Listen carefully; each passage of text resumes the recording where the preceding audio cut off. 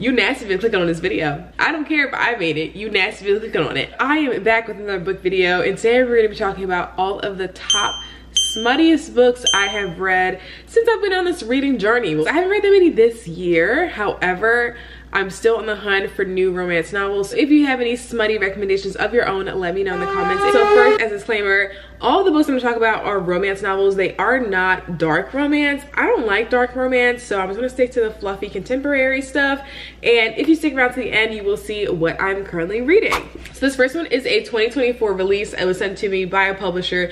I really didn't know what to expect, but it's called Truly, Madly, Deeply by Alexandra Belfour. And it is about a woman who is a romance book writer, so she is an author, and she was asked to be on a podcast with this guy who is a divorce attorney.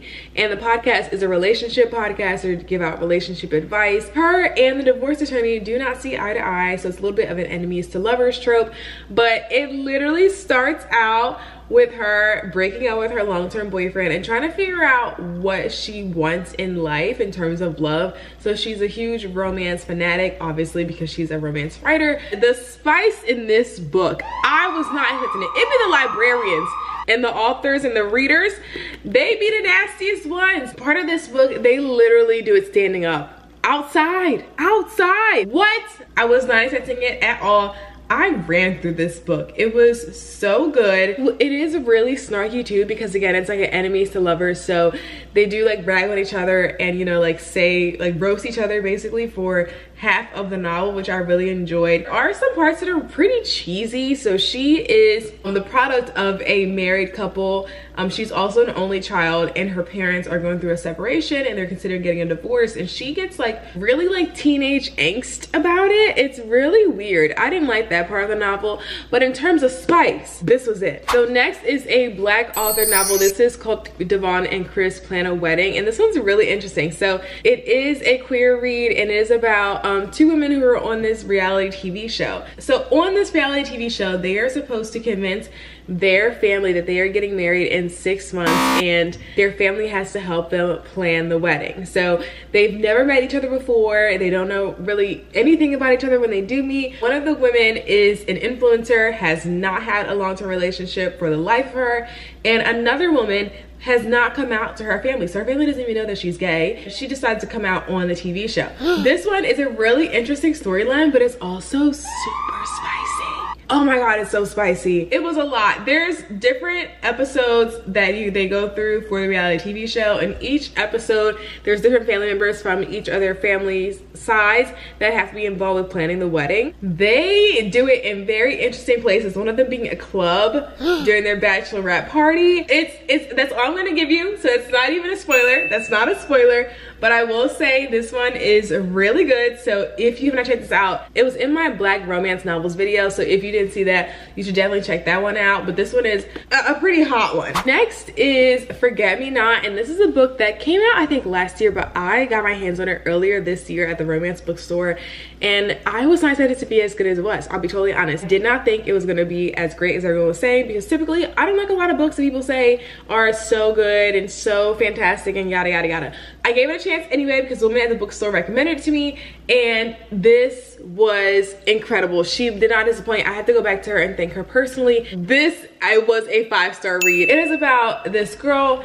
Emma, who is a wedding planner, and she is hired by this really famous Instagram influencer to plan their wedding. Now the only thing is, the influencer also hired this guy, Elliot, who is her ex-boyfriend, and he is also a florist. So they have to work together to plan this wedding. However, they hate each other. So it's another enemies to lover trope. If you haven't noticed by now, that is one of my favorite tropes to read.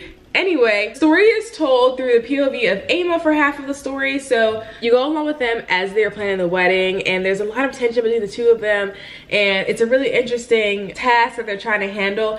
And then the other part of the story is told through Elliot's POV, and it's actually back in time, so it's in the past, but it really walks you through how they got together, how they started dating in the first place, and then what actually happened during their relationship. So this was such a well told story. Like the story writing, oh, chef's kiss, so good. But the spice was also crazy. Oh my gosh, it was spicy. So I'm not gonna give anything away because again, this video is not any spoilers, but I will say that they get frisky in a lot of public places, one of them being their job, aka at one of the weddings. So it's a really good story. I love it so much. I honestly may reread this again, and I normally don't reread a lot of books, but this one was definitely a 5-star read for me. I cannot recommend it enough. Next is a Black authored book called Take a Hint, Danny Brown. This was part of a series written by Talia Hibbert, and she just got picked up by, oh my gosh, I can't think of the network. This story is about this girl, Danny Brown, who is a professor at a university. She is not at all interested in a relationship. She just wants, you know, a partner, a buddy, if you will. And this guy is a security guard that works in her building at her, you know, university. She gets called in the elevator during the fire drill and she can't get out of the elevator. Anyway, he saves her, and there's a clip of them two during the fire drill, and it goes viral on Twitter, and everyone thinks that they are now an item, even though they're not technically dating. However, because they're going viral, his nonprofit agency or the mentoring program that he runs is also going viral, and he's getting a lot of donations and a lot of really positive feedback from this fake relationship. So it is a fake dating trope. She agrees to go along with it just so he can continue to get, you know, his publicity and all the positive clout and donations that he's getting. So because she is not at all interested in an actual relationship, but she is interested in the spice, she's like, let's go along with this, let's do this. When they actually do have spicy time, it's pretty intense. Like, it's really good. The build up to it is really well written. I will say at some parts, I'm like, oh my God, just do it already. Like, just, oh my gosh, just do it. But it is a really well told novel. It also is a little bit snarky because, again, they're like fake dating, so they have to put on this facade that they're into each other. They end up together. Of course, that's the ending for every romance novel. But overall, this one was pretty good and pretty spicy, so you should definitely check this one out if you're looking for a little bit of spice. Okay, so these last two are books that I'm currently reading, so I haven't finished them yet, but I have a little bit left of each of them. So the first one to talk about is First Down, and this is by Grace Riley. So this novel came out earlier this month. No, wait, February. In February, this novel came out, and I didn't read it right away because I was traveling, but it is about a girl who is a photographer, or she has dreams of being a photographer, but she works at her mom's diner, and she's really just trying to make ends meet while she's in college. And she ends up meeting this guy who is a very famous football player at her university. He is very well off and takes an interest in her. However, the quarterback, this guy, ends up helping her by pretending to be her boyfriend so that her ex-boyfriend will leave her alone. So another fake dating trope. It also is pretty snarky, so I do like a little bit of humor in my romance novels.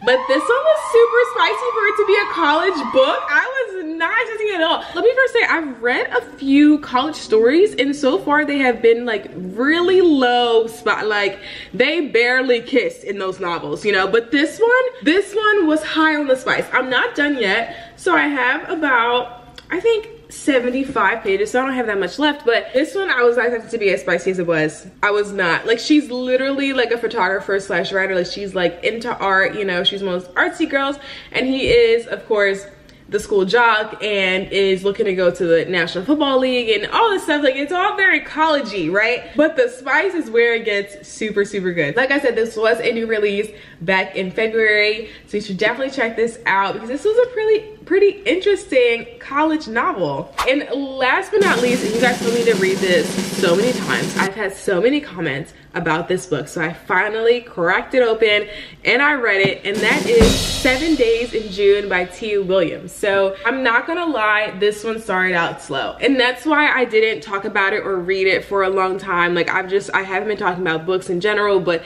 this one I was like, oh my gosh, when is it gonna start? And I finally got to the good part, which is honestly only like 4 chapters in, so it's not that long. I was probably being a little bit impatient, but this picks up very quickly. So this book is about a Black woman author who is just trying to raise her daughter in Brooklyn and write books that are gonna get the bills paid and just enjoy life. Now, this guy, Shane, is also an author, but he takes authorship in a very different direction where he doesn't make appearances, he doesn't really talk to his audience, he doesn't really have social media. He's very, very under the radar, but people are obsessed with his writing and everything that he puts out. And they end up meeting at a author's event. They reconnect because they used to be dating when they were in high school. So the story of them two, like as adults, is honestly kind of boring. And that's why I couldn't get into it, because I'm like, why is everyone talking about this? Like, they are just such bland characters. But as you read more and more, you start to uncover what they were like in their teenage years and how that really shaped them to and convinced them to turn their lives around to be who they are as adults.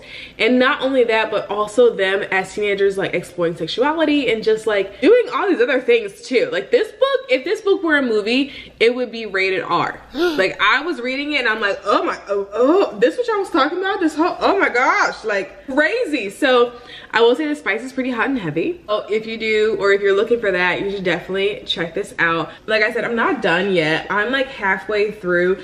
There was one day that I sat down and just tackled half of the book and I was like, wow, this is a lot more than I was expecting. So when I do finish it, I will put it in a reading recap video, so you guys will definitely see my final thoughts and my final ratings. These are all of the books that are on my smut list. I would say top smut list out of the books that I own. So if you guys like this video, let me know by dropping the fire emoji in the comments, and I will see you in the next one. Bye.